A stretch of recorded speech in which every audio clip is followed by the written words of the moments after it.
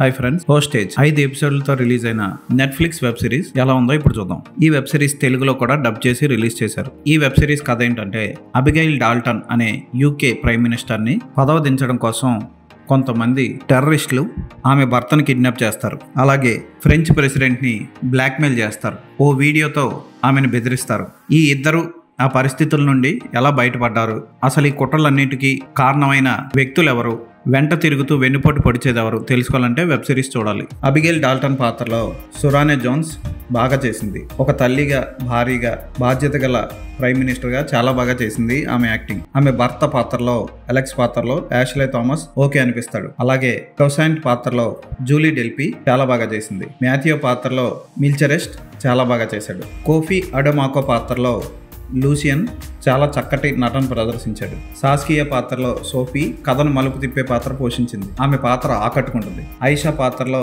హిఫ్టు కాజెం బాగా చేసింది. ఫోటోగ్రఫీ బాగుంది. యాక్షన్ ఎపిసోడ్స్ అదిరిపోతాయి. కలర్ కరెక్షన్ కానీ, టేకింగ్ కానీ వావ్ అనిపిస్తుంది. తెలుగు డబ్బింగ్ బాగా చేశారు.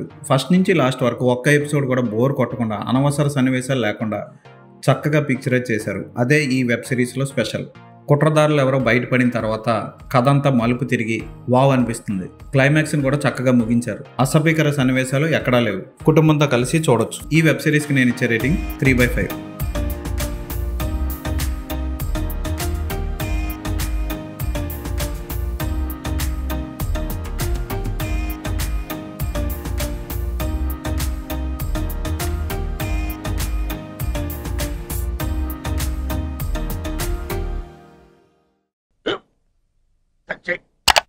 స్కూల్ బెంచ్ లాగా ఎంత గట్టిగా ఉందోరా?